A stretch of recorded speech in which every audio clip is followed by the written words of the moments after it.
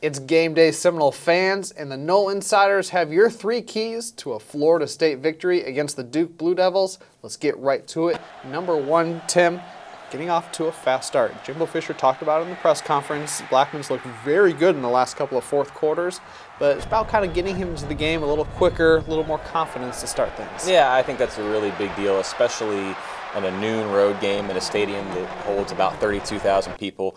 The atmosphere isn't going to be what you're used to when you're playing at Doak Campbell Stadium or big bowl games or what have you. It's probably going to be a little more relaxed. You need to kind of work up your own energy, be ready to go, and try to get out to that lead early on, because it's, you know, in that type of situation, that type of game, a slow start can sort of lead to a malaise, and then maybe you're a little bit out of sync, a little bit disjointed. I think for Florida State, the best thing you can do is come out sharp, look ready to go, and if you can, put this thing away by halftime or the middle of the third quarter and kind of get out of there feeling good about yourselves. That leads us into key number 2, winning the turnover battle. Duke, second in the nation with 10 interceptions, first in the nation defensive TDs with 4. The Seminoles can force a couple turnovers. Daniel Jones has struggled a little bit in the last 2 or 3 games for the Blue Devils. I think that could be a huge key, a huge momentum burst for the Seminoles. Absolutely. I think Duke's best chance to score points is by forcing turnovers and either giving Daniel Jones a short field or just doing the heavy lifting themselves and scoring points off those turnovers on the same play. They have 4 defensive touchdowns. That's an awful lot.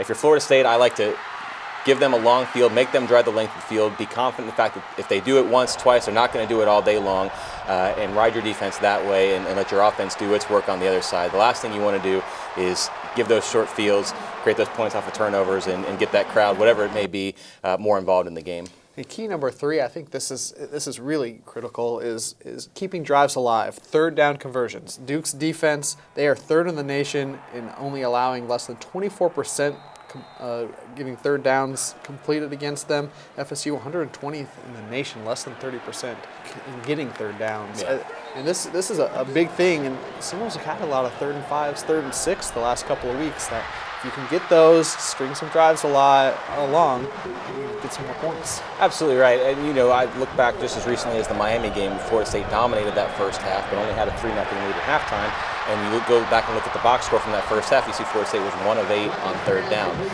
If you even, I don't know, 3 of 8, 4 of 8, get a few more points, maybe that game turns out differently. I think it starts on 1st and 2nd down, staying ahead of the chains, getting yourself 3rd and short, 3rd and more manageable situations, and calling plays to just move those chains, eat up some clock, and keep the drive going. There you have it, Seminole fans. Your 3 keys to a victory as Florida State takes on Duke in Durham, North Carolina at noon. Make sure you stick with the Nole Insiders after the game. Tim will have his written analysis from the game, and we'll have highlights and post-game reaction from players and head coach Jimbo Fisher as well. So for Tim, I'm Lane. Go Noles.